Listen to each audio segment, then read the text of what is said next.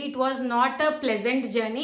అందులో చాలా కష్టాలు, చాలా స్ట్రగల్స్ అన్ని ఫేస్ చేశాము. అంటే నేను ఈవినింగ్ 5 అట్లా లేచిన వెంటనే మా అక్క మొబైల్ తెచ్చి ఇట్లా ఫేస్ ముందు పెట్టేసింది. ఇట్లా వెళ్ళిపోయారు. వెళ్ళేటప్పుడు వాళ్ళు కార్లో వచ్చారండి.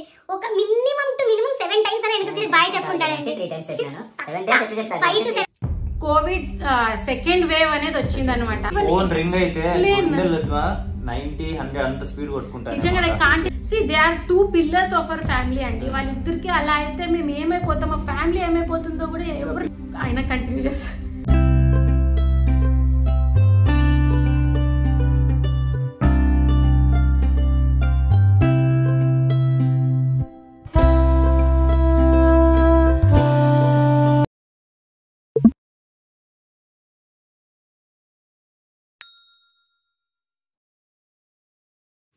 Hey guys, welcome back to our YouTube channel and welcome back to another video. So ఈ వీడియోని మేము చాలా రోజుల నుంచి పెండింగ్ పెట్టామన్నమాట. ఎప్పటి నుంచో చేద్దాం అనుకుంటున్నాము, బట్ మాకు పర్ఫెక్ట్ అకేషన్ దొరకలేదు ఎప్పుడు రిలీజ్ చేయాలి ఏంటి అని. సో వ్యాలంటైన్స్ డే మాకు పర్ఫెక్ట్ అకేషన్ అనిపించింది. సో ఇప్పుడైతే ఈ వీడియో రిలీజ్ చేద్దామని ఫిక్స్ అయ్యి ఇప్పుడు చేస్తున్నాము. So without any further delay let's get in to the video. So ఈ వీడియోలో మేమిద్దరు ఎప్పుడు మీట్ అయ్యాము అండ్ మా పెళ్ళి ఎప్పుడైంది, అప్పటి వరకు మా జర్నీ మొత్తాన్ని మేము మీతో షేర్ చేసుకుంటామండి. It was not a pleasant journey. అందులో చాలా కష్టాలు, చాలా స్ట్రగల్స్ అన్నీ ఫేస్ చేసాము. సో అన్నీ కూడా మేము మీతో ఈరోజు షేర్ చేసుకుంటాము. అండ్ ఫస్ట్ అయితే మాకు పెళ్లి చూపులు జరిగింది Jan 3rd. అంటే Jan 3rd ఈజ్ అది మా కోఇన్సిడెంట్ ఏమో తెలీదు. Jan 3rd రోజు మా పెళ్లి చూపులు జరిగింది అనమాట. So Jan 3rd is my birthday. ఒకవేళ మీరు మా వ్లాగ్స్ని ఫాలో అవుతుంటే మీకు తెలిసిపోతుంది నా బర్త్డే Jan 3rd అని. ఇంతకు ముందు ఏమైందంటే డిసెంబర్ ఎండింగ్లో అలా మా డాడీ వచ్చి నాకు ఇలా ప్రపోజల్ అంటే బయోడేటా చూపిస్తారు కదా, సో బయోడేటా చూపించాడు అనమాట. బయోడేటా చూపించినప్పుడు అండ్ ఫస్ట్ ఎవరైనా చూస్తారు కదా, డేట్ ఆఫ్ బర్త్ వచ్చేసి Jan 4th అని ఉంది. అదే నేను అప్పుడే అనుకున్నాను అంటే వావ్ నా 3rd తంది 4th ఉంది అని కొంచెం అలా అంటే ఎగ్జైట్ అవ్వడం కాదు కానీ కోఇన్సిడెన్స్ బాగుంది కదా అనేసి అనుకున్నాను. అండ్ అప్పుడు యాక్చువల్లీ దానికి ముందే నాకు ఫస్ట్ పెళ్లి చూపులు ఒకటి జరిగింది అనమాట. ఒక మేబీ నాకు ఈ ప్రపోజల్ రావడానికి ఒక 10 days బ్యాక్ అంతే. సో నేను అప్పుడే మా నాన్నకి చెప్పాను అనమాట, ఇప్పుడే వద్దు డాడీ ఇంకా ఒకటి అయిపోయింది కదా, ఒక 2-3 months గ్యాప్ తీసుకుందాము అన్నాను. కానీ మధ్యలో ఇది వచ్చిందనమాట, మా నాన్న నుండి ఇది ఒక్కటి చూద్దాము అని చెప్పేసి, అంటే మా రిలేటివ్స్ ద్వారా వచ్చింది అనమాట, మా వెరీ క్లోజ్ రిలేటివ్స్ ద్వారా వచ్చింది. సో మా డాడీ అంతా కనుక్కున్నారు ఫ్యామిలీ గురించి, మొత్తం అంతా కనుక్కొని ఇంకా చాలా బాగుంటుందమ్మా, చాలా బాగుంటుంది అన్నాడు. నేను అప్పటికీ చెప్తూనే ఉన్నాను అనమాట, ఇప్పుడే వద్దు డాడీ అంటే, సరే నువ్వు పెళ్లి చూపులు ఎత్తు వాళ్ళని పిలుద్దాము, వస్తారు కదా, నీకు నచ్చితేనే చేసుకుందాం లేకపోతే లేదు అన్నారు. నేను ఇంక ఓకే సర్లే అని చెప్పేసి సర్లే రాని అని అనుకున్నాను. ఇంకోటి ఏమంటే బర్త్డే విషెస్ చెప్పాలి. ఆ రోజు ఝాన్సీ బర్త్డే కదా, బర్త్డే విషెస్ చెప్పాలి. ఇది కూడా నైట్ అనుకుంటున్నాను ఎలా చెప్పాలి, ఫస్ట్ ఎట్లా ఎవరు ఉన్నప్పుడు చెప్పాలి, ఎవరు లేనప్పుడు చెప్పాలి అని ఫుల్ డిసైడ్ అవుతాను. నాకు మైండ్లో అంతా అవే తిరుగుతాను విషెస్ ఎట్లా చెప్పాలి అని. ఇంకా సర్లే ఇంకా టైం వచ్చేసింది, ఇంకా ముందు పడాలి కదా అని ఇంకా కూర్చున్నప్పుడే విషెస్ చెప్పాను హ్యాపీ బర్త్డే అని. తను కూడా థ్యాంక్స్ అని చెప్పింది. ఫుల్ సిగ్గు అసలు నాకు ఒక 10% సిగ్గు అంటే తనకి 100% అనమాట. ఫుల్ షై ఫీల్ అవుతున్నారు. నేను అప్పుడు లోపలికి తీసుకెళ్ళనమాట, సరే మాట్లాడదామని మా డాడీ వాళ్ళు రూమ్ లోకి పంపించారు. రూమ్ లో కూడా వచ్చి కూర్చున్నాడు. ఒక 2 minutes అయింది, ఏం మాట్లాడారు, ఊరికే కూర్చున్నాడు అనమాట, ఏం మాట్లాడడం లేదు. ఇంకా నేనే మాట్లాడినాను, ఏం చేస్తుంటారో మీరు, ఎక్కడ వర్క్ చేస్తున్నారు, ఎక్కడ చదువుకున్నారో అని. ఇంకా నేను స్టార్ట్ చేసి నేను కొంచెం అలా ఫ్రీనెస్ అనేది నేను ఇచ్చాను అనమాట. సర్లే నేనన్నా కొంచెం ముందుకు పోయి మాట్లాడతాడేమో అని. ఇంకా ఎప్పుడైతే ఝాన్సీ నాతో ఫ్రీగా మాట్లాడడం స్టార్ట్ చేసిందో ఇంకా నేను కూడా అన్ని డిస్కస్ చేసాం, ఎక్కడ మీరు బెంగళూరులో ఎక్కడ ఉన్నారు, ఎక్కడికి వెళ్ళారు. సో క్యాజువల్ టాక్స్ అండి, అవన్నీ చెప్తే మీకు బోర్ కొడుతుంది. సో ఇలా క్యాజువల్ టాక్స్ అన్ని అయిపోయాయి అనమాట. సో అయిపోయినాక ఇంక అంతా అయిపోయింది, పెళ్లి చూపుల నుంచి వెళ్ళిపోయారు. వెళ్ళేటప్పుడు వాళ్ళు కార్లో వచ్చారండి. ఒక మినిమం 7 times అని వెనక తిరిగి బాయ్ చెప్పుకుంటాడండి. 5 to 7 times. అక్కడ ఎవరు ఉన్నారో వాళ్ళందరూ ప్రూఫ్, ఇప్పుడు ఒప్పుకోవట్లేదండి. పక్క మినిమం 5 to 7 times అయితే వెనకాల చూసి బాయ్ చెప్పుకుంటాడు. నాకు అప్పుడే అర్థమైంది అనమాట, వాళ్ళకి ఓకే ఇది పెళ్లి కొడుకు కూడా నచ్చింది, ఇంకా నాదే డెసిషన్ అని. వాళ్ళు వెళ్ళేటప్పటికే నాకు 100% క్లారిటీ అయితే వచ్చేసింది.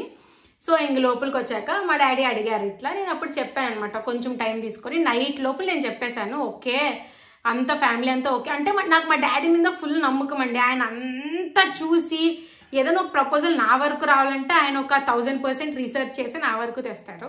సో ఒక డెసిషన్ వచ్చేసి నాకు అబ్బాయిని చూసి అబ్బాయి మాట్లాడే విధానం చూసి నేను అదొక్కటి నేను డిసైడ్ చేసుకోవడం తప్ప, ఫ్యామిలీ వైజ్ అంత పర్ఫెక్ట్ ఉంటే తప్ప మా నాన్న నా దగ్గర వరకు తీసుకురాలని నమ్మకంతో నేను నైట్ కల్లా నేను చెప్పాను అనమాట, నాకైతే ఓకే డాడీ, వాళ్ళు కూడా చెప్పండి మీరు అని. సో అలా మా పెళ్లి చూపులు అనేది అట్లా కొంచెం ఫన్నీగా అయిపోయింది అనమాట. జాన్ థర్డ్ మెమరబుల్ డేగా గుర్తుండిపోయే రోజు లాగా అనిపించింది. ఇప్పుడు అంటే ఎవరికి గుర్తుండదు, ఇప్పుడు మాకైతే ఈజీ గుర్తుంటది ఎందుకంటే ఆ రోజు ఝాన్సీ బర్త్డే కాబట్టి స్పెషల్ డే లాగా అయిపోయింది. స్పెషల్ డే అదే నాకు ఇప్పుడు కూడా గుర్తుంది. February 24th was our engagement. Engagement అంటే మేము ఏదో గ్రాండ్ గా, మా సైడ్ ఎంగేజ్మెంట్ లేదండి, జస్ట్ అందరు రిలేటివ్స్ ని పిలిచి భోజనాలు పెట్టడం అంతే. సో అది మా ఊళ్ళో ఎంగేజ్మెంట్ లాగా జరిగింది. సో అది ఎంగేజ్మెంట్ వరకు మా స్టోరీ అంతే. బట్ ఆఫ్టర్ ఎంగేజ్మెంట్ నేను బెంగళూరు వెళ్ళిపోయాను అనమాట, జాబ్ ట్రై చేద్దామని. యాక్చువల్లీ ముందే నేను జాబ్ ట్రై చేయాలి అంటే మా డాడీ ఉండేసి కోవిడ్ టైం కదమ్మా, ఎందుకు ఊరికే రిస్క్, ఇక్కడ నుంచే ట్రై చేయాలి. నేను అప్పుడు పెద్దగా కోవిడ్ టైం కదా, ఒకవేళ వాళ్ళు పిలిస్తే కష్టం అనేసి నార్మల్గా ఉన్నాను. అప్పుడు మా నాన్న ఓకే అన్నారనమాట, పెళ్లి కూడా ఫిక్స్ అయింది కదా, if you people are okay that you can do job, you can proceed, నువ్వు బెంగళూరు వెళ్ళి ట్రై చేస్తావేమో ట్రై చేసుకో. అప్పుడు కూడా కేసెస్ పెద్దగా లేవని చెప్పేసి నేను వెళ్ళాను. అక్కడ బెంగళూరుకి వెళ్ళాను అనమాట. మేబీ అది శివరాత్రి ఆ టైము బెంగళూరులో ఉన్నప్పుడు. నేను అక్కడ జాబ్ ట్రై చేద్దామని చెప్పేసి నేను మా చెల్లి ఒక పీజీలో ఉండే. శివరాత్రి టైంలో ఇంకా ఝాన్సీ బెంగళూరులో ఒక వీకే ఉంటుంది, ఇంకా తర్వాత ఊరికి వెళ్ళిపోయి ఇంకా అక్కడే చాలా రోజులు అక్కడే ఉన్నాను. అప్పటి వరకు ఏం లే, ఇంకా 1 వీక్ తర్వాత ఊరికి వెళ్తా అని, ఇంకా ఊరికి వెళ్ళిపోతున్నా అని చెప్పింది. ఇంకా సర్లే మ్యారేజ్ అయిన తర్వాత కొంచెం కలిస్తే మనకి కూడా కొంచెం కమ్యూనికేషన్ పెరుగుతుంది కదా అన్నట్టు నేను కూడా ఇంకా ఊరు నుంచి మీట్ అవ్వడానికి శివరాత్రి టైంలో వచ్చాను. మా ఇంట్లో వాళ్ళందరూ ఫెస్టివల్ కదా ఉండు అన్నారు, ఇంకా మాకు టైం లేదు కదా, టైం లేదని చెప్పి లేదు నాన్న ఇట్లా మీట్ అయ్యి వస్తాను. ఇంట్లో కూడా చెప్పాను మీట్ అవ్వడానికి వెళ్తున్నాను నాన్న, ఇట్లా కలిసి వస్తాను అన్నట్టు చెప్పాను. వాళ్ళకి తెలిసింటే ఇంక బెంగళూరుకి వెళ్తా, ఎందుకు వెళ్తున్నానో ఇంక అందరికి తెలిసింటుంది. ఇంకా అట్లా మీట్ అవుతా అని వెళ్ళాము. వెళ్ళి ఫస్టే టెంపుల్కి వెళ్ళాము. టెంపుల్కి వెళ్ళేసి శివరాత్రి రోజు అనమాట, శివరాత్రి రోజు టెంపుల్కి వెళ్ళి బాగా, అంటే ఇప్పుడు మాకు అక్కడ ఏం జరిగిందంటే బెంగళూరులో ఒకరికొకరికి అర్థం చేసుకోవడానికి మాకు టైం దొరికింది బాగా. ఒక 2-3 డేస్ అండి, ఎక్కువ ఏం లేదు, జస్ట్ 2-3 డేస్ కొంచెం టైం స్పెండ్ చేసాం కాబట్టి తనంటే ఏంటి, నేనంటే ఏంటి, తను ఎలా ఉంటుంది, నేను ఎలా ఉంటాను, ఇలాంటివన్నీ మాకు కూడా కొంచెం బాగా క్లోజ్నెస్ వచ్చింది. మాకు ఒక రిలేషన్ రిలేషన్ కూడా అక్కడే నాకైతే అక్కడే స్ట్రాంగ్ అయినా అనిపించింది. ఎందుకంటే ఇప్పుడు ఎంత ఫోన్ లో మాట్లాడుకున్నా మనకి ఆ రిలేషన్ అనేది రాదు. ఎప్పుడైతే కలుస్తామో అప్పుడే మనకు రిలేషన్ అనేది ఏర్పడతాం. మనం కలిసి ఇట్లా ఎక్కడన్నా టైం స్పెండ్ చేసినప్పుడు, బయటకు వెళ్ళినప్పుడు ఇలాగా మనకు వాళ్ళ గురించి మన గురించి వాళ్ళకి అంత తెలుస్తుంది కదా. అక్కడ బెంగళూరులో ఉండడం వల్లే నాకు ఇంకా కొంచెం బాండింగ్ అనేది ఎక్కువైపోయింది. సో అలా బెంగళూరు నుంచి నేను ఇంకా 1 వీక్ వచ్చేసాను అనమాట. రిటర్న్ వచ్చాక గోల్డ్ షాపింగ్ అయింది. దాని తర్వాత శారీ షాపింగ్, ఇవన్నీ అయిపోయాయి అనమాట. Gold shopping, sari shopping almost అన్నీ అయిపోయాయి. సో April 1st మేము శారీ షాపింగ్కి వెళ్ళాము. దానికి ముందే గోల్డ్ షాపింగ్ అనేది ఒక 70% అయిపోయింది. సో దాని తర్వాత కోవిడ్ సెకండ్ వేవ్ అనేది వచ్చింది అనమాట. సో సెకండ్ వేవ్ ఎంత దారుణంగా ఉన్నింది అనేది ఎవరికి, ఐ మీన్ అందరికీ తెలుసు ఎంత దారుణంగా ఉన్నింది, ఎంతమంది ఫ్యామిలీ స్ట్రగల్ అయ్యారనేసి. సో అప్పుడు మేము శారీ షాపింగ్ కి ధర్మవరం వెళ్ళాము. ధర్మవరం వెళ్ళేసి వచ్చాక మేబీ ఒక 3 days కి నేను బ్లౌజెస్ స్టిచ్చింగ్ ఇస్తానని చెప్పి బళ్ళారికి వెళ్ళాను అనమాట. యాక్చువల్లీ మాకు దగ్గరలో బళ్ళారి ఉంటుంది. మేము ఎప్పుడు చిన్నప్పటి నుంచి అక్కడ చదువుకున్నాం కాబట్టి అక్కడ స్టిచ్చింగ్కి ఇద్దామని చెప్పేసి నేను అక్కడికి వెళ్ళాను. అక్కడ మా పిన్ని సునీత పిన్ని ఉంటుంది. సో సునీత పిన్ని వాళ్ళ ఇంట్లో 2 days ఉందాం అనుకుని నేను అక్కడ ఉన్నాను. అప్పుడే మా డాడీకి ఫీవర్ వచ్చింది అనమాట. అప్పుడు మా చిన్నాన్న కూడా శ్రీశైలం అప్పుడే వెళ్ళొచ్చారు. అది ఎక్కడ అటాక్ అయిందో ఏమో తెలియదు కానీ అప్పుడు ఫీవర్ వచ్చి నేను కరెక్ట్ ఇక్కడ ఉన్నప్పుడే అయినాయి అవన్నీ. ఒకవేళ నేను అక్కడ ఉంటే డిఫరెంట్గా ఉండేది సిచ్యువేషన్. సో నేను ఇక్కడికి వచ్చినప్పుడు వచ్చింది, ఫీవర్ వచ్చింది. మా నాన్న చాలా నెగ్లెక్ట్ చేశారనమాట. అంటే అప్పుడు ఒక 1 month బ్యాక్ నుంచి మా డాడీ కొంచెం కఫ్, కోల్డ్ అన్ని ఉన్నాయి. అప్పుడే స్టార్ట్ అయింది. ఇంకా ఎవరికి తెలియదు కేసెస్ ఉన్నాయని కూడా ఎవరికి తెలీదు. సో అప్పుడే స్టార్ట్ అయింది. జస్ట్ ఫీవరే కదా అని కొంచెం నెగ్లెక్ట్ చేశాడు. మేబీ ఎక్కువ రోజు కూడా నెగ్లెక్ట్ చేయలేదు. ఒక 2-3 days ఇంట్లోనే తీసుకున్నారనమాట ట్రీట్మెంట్. అంటే నార్మల్ గా మనం ఫస్ట్ వేవ్ వచ్చినప్పుడు ఎట్లా చేసుకునే వాళ్ళం, స్టీమ్ అది. అప్పటికి ఇంకా మా నాన్నకి అది కోవిడ్ అనే ఐడియా కూడా లేదు. ఒకవేళ ఐడియా ఉంటే డెఫినెట్లీ ముందే చూపించుకునేవారు.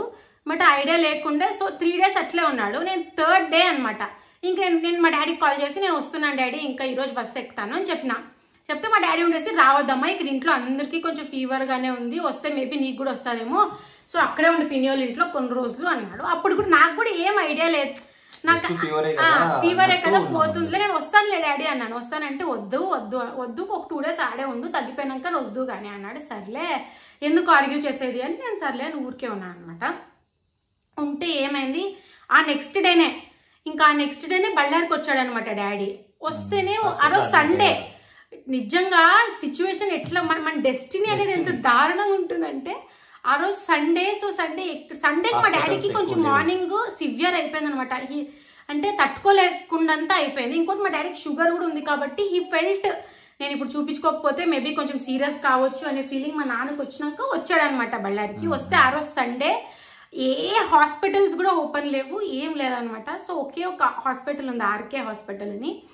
సో ఆ హాస్పిటల్లో అడ్మిట్ చేసుకున్నారనమాట. సో నాకు ఇప్పుడు కూడా గుర్తుంది, ఆ రోజు సండే నేను మా డాడీ ఇట్లా అడ్మిట్ అయినాడని మా తమ్ముడు కాల్ చేసి చెప్పగానే చూడ్డానికి వెళ్ళి అప్పుడు కూడా మా నాన్న చెప్పారనమాట కాల్లో, స్కార్ఫ్ వేసుకొని మాస్క్ పెట్టుకొని రా నువ్వు ఏమన్నా కానీ అని. సో స్కార్ఫ్ వేసుకొని మాస్క్ పెట్టుకొని అప్పుడు పోయినా అనమాట. సో ఆ రోజు మా డాడీ బెడ్ మీద పడుకుంటే ఆ రోజు లాస్ట్ అనమాట మా డాడీని నేను చూసింది. అప్పుడు నాకు అసలు అప్పటికి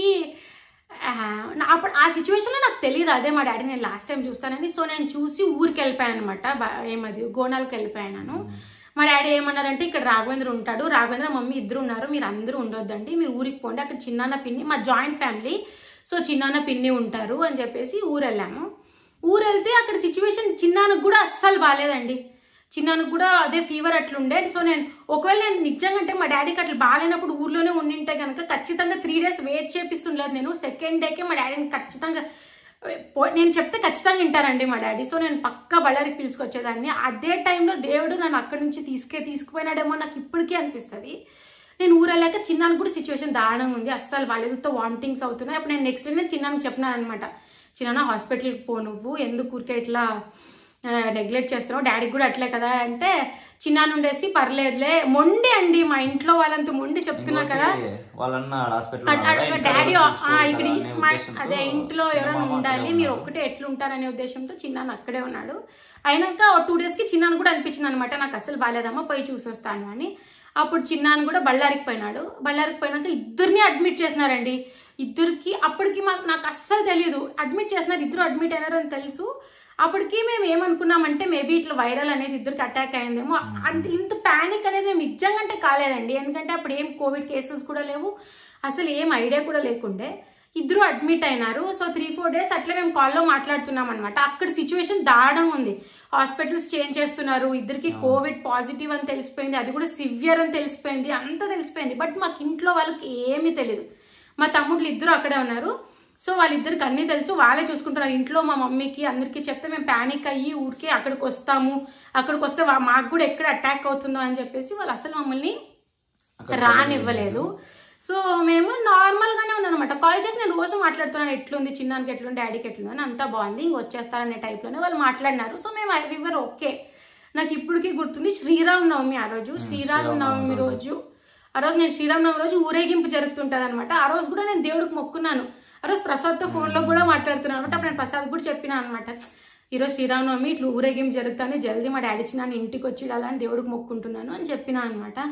సో ఆ రోజు నైటే శ్రీరామనవమి రోజు నైట్ 7 to 7:30 లోపలే మా చిన్నాన్ని చనిపోయారనమాట. అది అంటే అదేం సివియర్ అట్లంతా ఏం లేదండి, నార్మల్గా మా డాడీ కన్నా సివియర్ ఉన్నిందంట, కానీ మా చిన్నానికి ఏమి సివియర్నెస్ లేదు, ఏం లేదు. జస్ట్ 1/2 hour బ్యాక్ అంతా వెంటిలేషన్ బాగుంది, 92 ఉంది అంతా అని చెప్పారనమాట. కానీ 1/2 hourకి వచ్చి చూసేసరికి మా చిన్నాన్ని చనిపోయారని తెలిసింది. సో ఆ రోజు నైట్ మాకు ఏం తెలీదు. ఆ రోజు నైట్ అదే మాకు ఇట్లా నాకు ఇన్ఫర్మేషన్ వచ్చింది, ఇట్లా చిన్న ఇట్లా చనిపోయారు ఇట్లా అని. ఇంకా నైట్ వీళ్ళకి తెలిసింది కానీ మాకు ఇంట్లో వాళ్ళకి తెలియదు, మా ఊర్లో అందరికి తెలిసిపోయిందండి. వీళ్ళకి తప్ప వీళ్ళు అప్పటికి ఇంకా ప్రే చేస్తూనే ఉన్నారు, అప్పటికి మాకు అదే అంటే ఇంటికి రావాలి అని, అదే బతకాలి అవన్నీ కూడా నేను ఏం కోరుకోలేదండి. ఎందుకంటే నాకు ఆ సిచ్యువేషన్ అట్లా ఉందని కూడా తెలియదు. సో మేము ఆ రోజు నార్మల్ గా పడుకున్నాము. మార్నింగ్ లేచేసరికి నాకు కిరణ్ ఫోన్ చేసి చెప్పాడు అనమాట, ఇట్లా అప్పుడు కూడా ఎట్లా చెప్పినా అంటే కిరణ్ మరి పానిక్ అవుతామని చెప్పేసి సీరియస్ చాలా సీరియస్ ఉంది, అదే చెయ్యి దాటిపోయిన సిచ్యువేషన్, మీరు బళ్ళారికి రండి అంటే నేను చెప్పిన ఏం కాదులే కిరణ్ అట్లంతా నువ్వు ఏమది నెగిటివ్ మాట్లాడొద్దు అంటే కిరణ్ అప్పుడు చెప్పినాడు అనమాట, నాకు ఇట్లా చనిపోయినాడు, నువ్వు మమ్మీకి చెప్పక్క, ఎట్లా చెప్తావో నాకు తెలీదు, మమ్మీకి మా పిన్నికి చెప్పు అని చెప్పాడు అనమాట. సో నేను కింద అప్పుడు సిచ్యువేషన్స్ నిజంగా అండి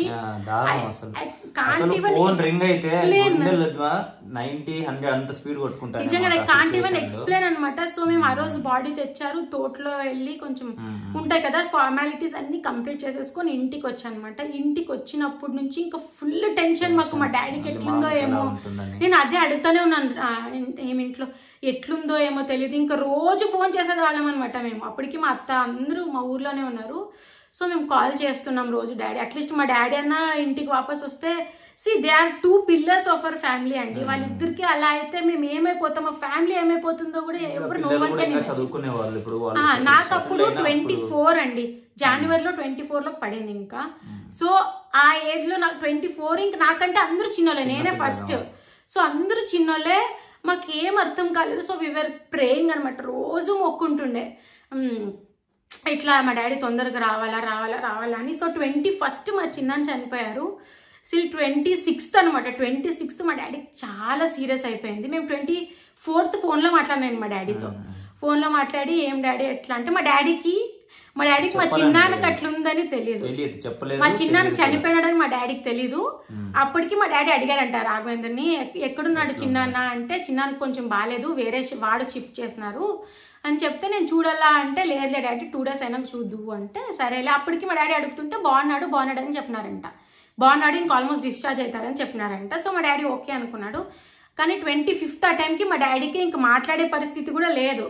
24th నేను మాట్లాడినప్పుడు నాకు ఏం చెప్పినా అంటే, మేము తొందరగా వచ్చేస్తామమ్మా, మీరు అందరూ మాస్క్ పెట్టుకొని జాగ్రత్తగా ఉండండి, సిచ్యువేషన్ బయట చాలా దారుణంగా ఉంది అని చెప్పినాడు. సో నేను మొన్న 24th మాట్లాడాను కాబట్టి ఐ వాజ్ లైక్ ఓకే, కొంచెం నెమ్మది ఉన్నింది అనమాట. బట్ 26th నైట్ అండి 7 నుంచి 9 వరకు చాలా సీరియస్ అని మాకు తెలిసిపోయింది అనమాట ఇంట్లో. సో అప్పుడు ఏమది ఆక్సిడేషన్ లెవెల్ ఏం లెవెల్ సాచురేషన్ అనుకుంటా. ఆ సాచురేషన్ అనేది 78 అంటే సీరియస్ సిచ్యువేషన్ అప్పుడు వాళ్ళకి అందరికీ తెలుసు. మేము ఇంక మొక్కుంటూనే ఉన్నాం అనమాట, మొక్కుతున్నాము. ఇంకా నిజంగా అంటే అండి మా చిన్న 21st చనిపోయినప్పటి నుంచి 27th మార్నింగ్ వరకు మేము ఎట్లున్నాం, ప్రతి ఏమైనా కాల్ వస్తే టెన్షన్, ఎవరేం మాట్లాడినా టెన్షన్, అంటే లైఫ్ అసలు మాత్రం ఒక 1 week చాలా దారుణమైన టెరిబుల్ సిచ్యువేషన్. అప్పుడు నేను ఇంట్లో కూడా అందరినీ ఇంకా చూసుకోవాలి, నేను కాకపోతే ఎవరు చూసుకుంటారు, నేనే ఫస్ట్ కాబట్టి నేను అప్పుడు కంట్రోల్, నాకు ఎంత అస్సలు మూడ్ బాగాలేకున్నా, ఎంత ఏడుపు వస్తున్నా కూడా నేను అట్లే కంట్రోల్ చేసుకుని అందరికి ధైర్యం చెప్తూనే ఉన్నాను. అప్పటికి 26th రాత్రి ఫుల్ సీరియస్ అని తెలిసింది. దాని తర్వాత నైట్ 10 o'clock అట్లా రాఘవేంద్ర ఫోన్ చేసి ఏం లేదు లెక్క ఇప్పుడు బాగుంది అని చెప్తే మేము నమ్మినాం అనమాట, నిజం అనుకొని నమ్మినాము. కాకపోతే మా డాడీ నైట్ 9:45 అట్లా చనిపోయారంట. మాకు బాగున్నారని చెప్పి మేము పడుకోం నైట్ అని చెప్పి అట్లా చెప్పారు. సో మార్నింగ్ మాకు తెలిసింది ఇట్లా మా డాడీ కూడా చనిపోయారని. అప్పుడు సిచ్యువేషన్ నిజంగా అన్ఇమాజినబుల్ అనమాట. నాకు ఇప్పుడు చెప్తుంటే ఆల్మోస్ట్ 2 years అయిపోయిందండి. April 27th 2 years అయిపోతాయి. 2021లో జరిగింది. బట్ స్టిల్ నాకు ఇప్పుడు కూడా తీసుకోలేని పరిస్థితి. ఇప్పుడు కూడా అంతే. మాకు ఆ రోజు నైటే తెలిసింది, ఇది కూడా ఇన్సిడెంట్ సిచ్యువేషన్ ముందే తెలిసింది మాకు. కానీ ఇంట్లో ఎలా చెప్పాలి మాకు కూడా అవ్వట్లేదు. కాదు, మా డాడీకి మా చిన్నానికి నేను ఎంత కనెక్టెడ్ అంటే, మా ఇంట్లో అందరికంటే నేనే ఎక్కువ కనెక్టెడ్ అని చెప్పొచ్చు. అంటే నాకు ఇంకేమంటే పెళ్లి కూడా ఫిక్స్ అయింది అనమాట. మాకు అప్పుడు ముహూర్తం వచ్చేసి జూలైలో ముహూర్తం పెట్టుకున్నాము. సో నాకు అన్ని ఇట్లా చనిపోయినాడని తెలిసిన వెంటనే ఎట్లా అంటే నాకు ఇప్పుడు చెప్పే కూడా రాదండి, నేను మళ్ళీ ఎక్కువ ఎమోషనల్ అయిపోతాను. ఇక్కడికే ఆల్మోస్ట్ కంట్లో నీళ్ళు వచ్చి ఇచ్చినాయి.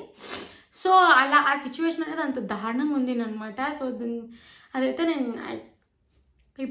ఎప్పటికీ ఆ పీరియడ్ అనేది నేను ఎప్పటికీ మర్చిపోలేను. సో అది అయిపోయినాక నేను ఒక 2 days ఫుల్ ఇంకా ఏడ్చుకుంటే ఉన్నామన్నమాట. దాని తర్వాత ఒకరోజు నేను ఫిక్స్ అయినా అండి, ఇప్పుడు నేను కూడా ఇట్లే ఉన్నానంటే ఇంట్లో వాళ్ళందరూ ఇంకెట్లా, మా మమ్మీని ఎవరు చూసుకుంటారు, మా పిన్నిని ఎవరు చూసుకుంటారు అనేసి మేము ఫుల్ స్ట్రాంగ్ అవ్వాలి, వాళ్ళకి నేను ఉండాలి మా మమ్మీకి మాత్రం అని చెప్పి స్ట్రాంగ్ అయినా అనమాట. స్ట్రాంగ్ అయినా అని చెప్పలేను, at least I was trying to act, వాళ్ళ ముందర నేను చూపించుకోకుండా. So we were trying to be very. కానీ ఇక్కడ నేను చెప్పాల్సింది మా తమ్ముడ్ల గురించి అండి. వాళ్ళు అక్కడ హాస్పిటల్లో ఆ 10 days వాళ్ళు ఎంత స్ట్రగుల్ అయినారనేది వాళ్ళు ఎవరికి చెప్పినా ఎవరికి మేబీ అర్థం కాదేమో. అంటే మన ఫాదర్స్ అలా హాస్పిటల్ బెడ్ మీద చూసి ఎలా ఉంటుంది, ఒకవేళ నేను వాళ్ళ సిచ్యువేషన్ ఉంటే మేబీ నేను తట్టుకుంటుండలేదు అనుకుంటా. బట్ కిరణ్ రాఘవేంద్ర మాత్రం స్ట్రాంగ్ అని చెప్పొచ్చు ఆ సిచ్యువేషన్స్ హ్యాండిల్ చేయడం. కానీ అసలు గ్రేట్ అసలు వాళ్ళిద్దరు. అంత 1 week ఎట్లా అల్లాడిపోయింటారు పిల్లలు, ఊరికే నలిగిపోయింటారు ఆ పక్క ఈ పక్క. చాలా కష్టమైన సిచ్యువేషన్ అది మాత్రము. అప్పుడు నేను ఇదే చెప్పాను కదా, నేను తర్వాత నేను ఫిక్స్ అయినా అనమాట. నేను ఖచ్చితంగా స్ట్రాంగ్ ఉండాలి, నేను ఎవరికి చూపించుకోకూడదు నేను ఎంత ఎమోషనల్ అనేది అని. నేను ఎట్లు ఫీల్ అవుతున్నా నా మనసులో అనేది అప్పుడు ఎవరికి తెలియదు అండి, ఒక ప్రసాద్ తప్ప. అప్పుడు కూడా నేను కొన్ని రోజులు ప్రసాద్తో కూడా చెప్పుకోలేదు. దాని తర్వాత నేను డల్గా మాట్లాడేది చూసి ప్రసాద్కి అర్థమైంది అనమాట. ఝాన్సీ నువ్వు ఎట్లా మీ ఇంట్లో చెప్పుకోలేవు, నాకన్నా చెప్పు అంటే నేను అప్పుడు తనతో చెప్పుకోవడం స్టార్ట్ చేశాను అనమాట, what all I would feel అని. ఎందుకంటే వీఆర్ వెరీ, మా డాడీ నేను ప్రతిదీ అండి, ఒక చిన్న విషయం నాకు ఒకవేళ చిన్న ఇయర్ రింగ్స్ కావాలన్నా ఏం కావాలన్నా కూడా మా డాడీనే తెచ్చిచ్చేది నాకు. మా డాడీని ప్రతిదీ అడిగి నాకు అట్లా అలవాటు అయిపోయింది అనమాట. సో ఇట్ వాజ్ లైక్ నాకు 2 చేతులు పడిపోతే ఎట్లుంటుందనే ఆ రేంజ్కి I was feeling like that. So ఆ సిచ్యువేషన్ లో నాకు అప్పుడు ఎవరు ఇంకా చెప్పుకోవడం ఎవరు లేక కాదండి, ఇంట్లో అందరూ ఉన్నారు. బట్ వాళ్ళు కూడా నా సిచ్యువేషన్ ఫేస్ చేస్తున్నారు. వాళ్ళ దగ్గర పోయి నా బాధ ఏం చెప్పుకుంటా చెప్పండి. అండ్ మా మమ్మీని చూసైతే నాకు మా మమ్మీని చూసండి నేను ఫిక్స్ అయింది. మా మమ్మీ ఎట్లా అయిపోయినారంటే ఇంకా అసలు ఏం మాట్లాడరు, ఎవరితో మాట్లాడరు, ఏం మాట్లాడు ఎక్కడో చూసుకుంటా ఇంకేమో బ్రెయిన్కి ఏమో అయిపోయింది అనేటట్టు మా మమ్మీ ఆ రేంజ్కి ఉన్నింది అనమాట. సో మా మమ్మీని చూసి నేను స్ట్రాంగ్ కావాలా, మా మమ్మీని ఎట్లైనా బయటికి తీసుకురావాలా అని చెప్పేసి ఫిక్స్ అయ్యి నేను నార్మల్గా ఉన్నా.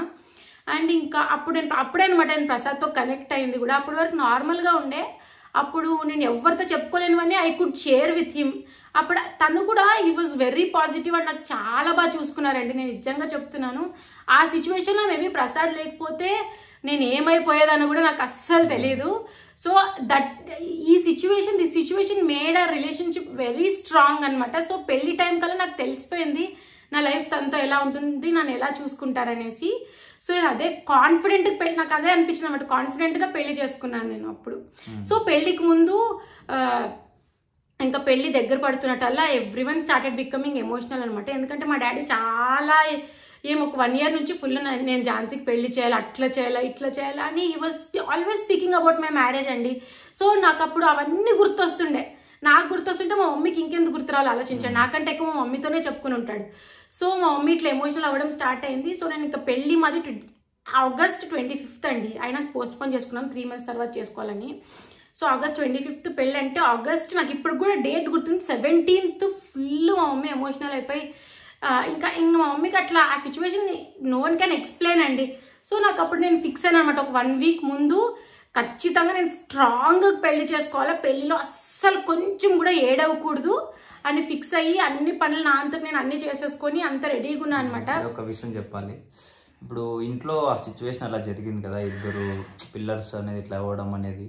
ఆ సిచ్యువేషన్లో ఎవరైనా వచ్చి కన్సర్న్ చూపించాలి, ప్రేమ చూపించాలి, కానీ పక్కన జనాలు అందరూ వచ్చి ఇంకా పెళ్లి చేసుకుంటారా, ఇంకా అంటే పెళ్లి కొడుకు వాళ్ళు ఇంకా ఓకే ఉన్నారా పెళ్లి చేసుకోవడానికి, ఇట్లా అయింది కదా క్యాన్సిల్ చేసుకుంటారా, అసలు ఎట్లా మాడతారు నాకు ఒకసారి అర్థమే కాదు. మహా అయితే కన్సర్న్ చూపాను, లేకపోతే కొంచెం వచ్చి ఇట్లా ప్రేమను చూపాను, కానీ ఇట్లా మాట్లాడేది నాకు అర్థమే కాలే. ఇప్పుడు వాళ్ళు ఎంతో డిఫరెంట్ ఫేజ్లో ఉంటారు, అట్లాంటి టైంలో వచ్చి ఇలాంటివన్నీ మాడితే వాళ్ళకి ఇంకా ఎంత బాధ అవుతుంటుంది. అసలు ఆ పెళ్లి ఫిక్స్ అయిన తర్వాత ఇలా జరగడం అంటే అసలు చాలా దారుణము. ఇలా అసలు మాట్లాడకూడదు. అంతగా నీకు అంత ఇష్టం ఉండి అట్లా ఉంటే బాగా కన్సర్న్ చూపించి దగ్గరుండి అన్ని చూసుకోవాలి, కానీ ఇట్లా మాట్లాడడం బాగా తప్పు. మాకు కూడా వచ్చిన న్యూస్ కొన్ని, మా నాన్న వాళ్ళకి ఇట్లా అంతగా పెళ్లి చేసుకుంటారా అది ఇదని. మేమైతే ఎప్పుడు ఎవరు వీక్ ఉంటారా వాళ్ళు పోక్ చేద్దామా అని రెడీ ఉంటారు. సో అండ్ మా డాడీ వాళ్ళకి అట్లా జరిగినప్పటి నుంచి మా పెళ్లి వరకు కూడా మధ్యలో మా ఫ్యామిలీలో చాలా డిస్టర్బెన్సెస్ చాలా జరిగాయండి. సో దాని వల్ల కూడా నేను చాలా సఫర్ అయినాను. అన్ని ఇన్సిడెంట్స్ నేను ఇక్కడ కెమెరాలో చెప్పలేను, బట్ చాలా సఫర్ అయినా అనమాట. నేను ఎంత రోజు పడుకున్నప్పుడు ఏడ్చుకుంటూనే పడుకునేదాన్ని అండి నేను అన్ని తలుచుకొని. అంటే నాకు ప్రతి సిచ్యువేషన్ అనిపించేది వాళ్ళు ఉంటే ఇట్లా అయ్యేది కాదేమో అనేసి. సో నేను అట్లనే ఇమాజిన్ చేసుకుంటూ ఉండేదాన్ని. అదే చెప్పిన కదా, August 25th మ్యారేజ్ అంటే 17th రోజు నేను ఫిక్స్ అయినమాట. ఇంక నేను ఏం ఆలోచించకూడదు, ఏమీ చేయకూడదు, ఐ షుడ్ బి స్ట్రాంగ్. నేను పెళ్లి దగ్గరకు వచ్చేపాటి నేను ఏడ్చుకుంటూ కూర్చున్నా అంటే ఇంక అందరూ వీక్ అయిపోతారు అని నేను ఫిక్స్ అయినా. సో ఫిక్స్ అయినాను, ఇంకా సరే అని స్ట్రాంగ్ ఫిక్స్ అయ్యి అంతా రెడీ అయిపోయిందండి. August 25th పెళ్లి అంటే 24th ట్యూస్డే అనమాట మా పెళ్ళి, వెడ్నెస్డే. సో 21st కొంచెం కూర్చోపెట్టి లేపాలి. సో ఇంకా కూర్చోపెట్టి లేపేది మార్నింగే చేసాం. ఆ మూమెంట్ నుంచి నాకు ఇంకా ఫుల్ ఏడుపు వస్తుంది. అసలు ఎందుకో తెలియదండి, నాకు చాలా ఎమోషనల్ ఫీలింగ్ వస్తుంది అనమాట. ఆ టైంలో మనకి ఫస్ట్ గుర్తొచ్చే పేరెంట్సే కదా. సో ఆ టైంలో నాకు ఇంకా ఫుల్ అదే, నేను అప్పుడు ఎవరికి తెలియకుండా మేడ మీదకి పోయి ఏడ్చేసి వచ్చేదాన్ని. ఇప్పటి వరకు ఎవరికి తెలియదండి, ఇది ప్రసాద్ కూడా తెలీదు, మా ఇంట్లో వాళ్ళకి కూడా ఎవరికి తెలీదు. అండ్ పొద్దున హల్దీ రోజు కూడా అంతే, నేను నవ్వుకుంటానే ఉన్నాను అనమాట ఎవ్రీథింగ్. ఇప్పుడు నేను మీకు చెప్తుంటే ఏడుపు వస్తుంది. అదే నేను అప్పుడు ఎంత దాచుకున్నాను మీరు ఆలోచించండి. ఈ టీయర్స్ కూడా బయటికి రాకుండా దాచుకుని నేను అట్లనే స్ట్రాంగ్గా పెళ్లి చేసుకున్నాను. దీనికి మాత్రం I'm very very proud of my self అండి. నేను ఏడ్చక్ స్టార్ట్ చేస్తే మా పిన్ని వాళ్ళు, మా మమ్మీ వాళ్ళు అందరూ ఇంకా ఏడ్చక్ స్టార్ట్ చేశారని చెప్పేసి స్ట్రాంగ్గా ఉన్నాను. ఇంకా పెళ్లి కూతురు చేసేయడం అయిపోయింది. ఈవినింగ్ 9 ఫంక్షన్ అని ఉంటుంది, ఆ ఫంక్షన్ అయిపోయింది. పొద్దున్న తలంబ్రాల టైంలో ఇంకా తాళి నా మెళ్ళో పడితేనే ఫుల్ ఏడుపు వచ్చిందండి. ఆ 2 days ఏడుపు అంతా అక్కడే ఏడ్చేసినా. నేను ఒక 10 minutes ఏడ్చా అనుకుంటా. మా పెళ్ళికి వచ్చిన వాళ్ళందరికీ తెలిసి ఉంటుంది. సో ఒక 10 minutes ఏడ్చి ఇంకా దాని తర్వాత ఏడ్చే టైంలో అనుకున్నాను ఇంకా ఝాన్సీ ఇట్స్ ఓకే స్టాప్, మన చేతిలో ఏం లేదు, ఇప్పుడు మనం ఏడ్చినంత మాత్రం రిటర్న్ ఏం రాదని చెప్పి. సో అలా ఇంకా అట్లా పెళ్ళి అయిపోయింది అనమాట. పెళ్ళి అయిపోయాక నిజంగా అండి ఈ నెవర్ సెడ్ మీ దట్ అనమాట, నేను మీ డాడీ కంటే బాగా చూసుకుంటాను అని. బట్ చెప్పకపోయినా కూడా ఇప్పుడు వరకు నన్ను చాలా అంటే చాలా బాగా చూసుకున్నారండి. మా డాడీని ఈ మాత్రమన్నా నేను కొంచెం ఇట్లా కోలుకోగలుగుతున్నా అంటే ప్రసాద్ వల్లే అది. బికాస్ ప్రతిదీ నేను చెప్పుంటా కదా ఆయనకి, ఎట్లా నేను పెళ్ళికి ముందు చెప్పాను అనమాట మా డాడీ ఇట్లా అట్లా అని. మాకు ఇంకా మా డాడీకి ఇట్లా కాకోకుండా ముందు నుంచి నేను ఎప్పుడు మా డాడీ గురించి మాట్లాడుతుండే అనమాట ప్రసాద్, ఎందుకంటే మా డాడీ అంటే నాకు అంత ఇష్టము. సో నేను అప్పుడు మా డాడీ ఎట్లుండేవారు అవన్నీ చెప్పినట్టు గుర్తుపెట్టుకొని ఇప్పటికీ కొన్ని సిచ్యువేషన్స్లో అవి చేస్తారనమాట. That is very sweet of him. నేను ఆ విషయంలో మాత్రం నేను చాలా లక్కీ అండి నిజంగా. ప్రసాద్ కనుక ఇప్పుడు నా లైఫ్ పార్ట్నర్ కాకపోతే మేబీ నా సిచ్యువేషన్ ఇప్పటికి ఎట్లుంటుందో కూడా నాకు తెలీదు. సో ఏమో అంతా మన మంచిగా జరుగుతుంది అంటారు. సో అదే ఫిక్స్ అయ్యి ఇంకా మేము బ్రెయిన్లో సరేలే అంతా మన మంచిగా జరుగుంటుంది అనుకొని ఇంకా మూవ్ ఆన్ అవుతున్నాం అనమాట. ఇప్పటికీ మా మమ్మీ ఒక 1.5 year అట్లనే ఉంది. దాని తర్వాత నా పెళ్ళైన వెంటనే 6 monthsకి మా చెల్లికి కూడా పెళ్లి చేసేసామన్నమాట మా బావతోనే, అంటే మా అత్త కొడుకే. సో ఇంకెట్లా చిన్నప్పటి నుంచి అనుకునేదే కాబట్టి వాళ్ళు కూడా అయిపోయింది. దాని తర్వాత నుంచి మా మమ్మీ కొంచెం she started coming out and ఈరోజు షీఈ్ వెరీ హ్యాపీ. అంటే వెరీ హ్యాపీ అని చెప్పాను, బట్ షీఈ్ నార్మల్ అండి. అంటే ఇద్దరికి పెళ్ళి అయిపోయింది, ఇద్దరు మంచి అల్లుళ్ళు దొరికారు. మా మమ్మీని కూడా ఇద్దరు బాగా చూసుకుంటారండి. ఎప్పుడైనా పోనీ వినయ్ కానీ ప్రసాద్ కానీ ఇద్దరు చాలా బాగా చూసుకుంటారు. సో ఇప్పుడైతే మేము వీఆర్ హ్యాపీ, వీఆర్ అంటే we can't forget but we are happy అండి. సో ఇది మా మ్యారేజ్ స్టోరీ. చాలా ఎమోషనల్ అండ్ చాలా స్ట్రగల్స్ ఫేస్ అయ్యాము. నేను మీకు చెప్పింది జస్ట్ 30% అంతే, లోపల మేము ఎంత ఫేస్ అయ్యాము అనేది నాకు తెలుసు, మా ఫ్యామిలీకే తెలుసు. So this is our story. నాకు ఎందుకో వ్యాలంటైన్స్ డే రోజు చెప్పుకోవాలనిపించింది. సో వ్యాలంటైన్స్ డే అనగానే ఇట్స్ ఆల్ అబౌట్ లవ్ కదా, మాకు లవ్ స్టార్ట్ అయింది అయితే అప్పుడేనండి. ఆ సిచ్యువేషన్స్లో ఒకరికొకరు ఉండడం అనేది లవ్ అనే నా ఒపీనియన్. లవ్ అంటే ఏదో రోజెస్, ఫ్లవర్స్, గిఫ్ట్స్ ఇవన్నీ కాకుండా he was there for me అనమాట. ఎవరు లేని టైంలో ఒకరు మనకుంటే ఆ కనెక్షన్ అనేది డిఫరెంట్ లెవెల్లో ఉంటుంది అనమాట. సో మా ఇద్దరికి అదే కనెక్షన్. సో ఇప్పటికీ వీఆర్ 1.5 year అయిపోయింది పెళ్ళయి. So we are very happy and touch wood ఇలాగే ఉండాలని, మీ బ్లెస్సింగ్స్ కూడా మాకు అలాగే ఉండాలని మేము కోరుకుంటున్నామండి. సో ఇది మా మ్యారేజ్ స్టోరీ అండ్ ఇది నేను ఎందుకో వ్యాలంటైన్స్ డే రోజే మీకు చెప్పాలని అనిపించింది. సో ఫస్ట్ ఆఫ్ ఆల్ అందరికీ హ్యాపీ వ్యాలంటైన్స్ డే అండి. Happy Valentine's day. మీ లవ్డ్ వన్స్తో మీరు హ్యాపీగా సెలబ్రేట్ చేసుకోండి. ఒకవేళ మీ లైఫ్లో స్పెషల్ పర్సన్ అంటే స్పెషల్ పర్సన్తో సెలబ్రేట్ చేసుకోండి. లేకపోతే మన పేరెంట్స్ కూడా మనకి ఎప్పటికీ స్పెషలే. ఒకవేళ మీ మమ్మీనో డాడీనో వాళ్ళని కూడా బయటికి తీసుకెళ్ళండి. ఒకసారి అట్లా డేట్ లాగా తీసుకెళ్ళి వాళ్ళతో పాటు టైం స్పెండ్ చేయండి. వాళ్ళకి మన టైం స్పెండ్ చేసేది కంటే ఎక్కువ గిఫ్ట్ అయితే మనం ఏమి ఇవ్వలేము. So go spend your time with your loved ones. And ఈ వీడియోకి ఇంతే అండి. సో అందరికీ happy happy happy Valentine's day and stay blessed అందరూ. మేము కూడా ఇలాగే ఎప్పుడూ హ్యాపీగా ఉండాలని కోరుకుంటున్నాము. అండ్ అంతే అండి, that's all about this video. Bye bye, take care, see you.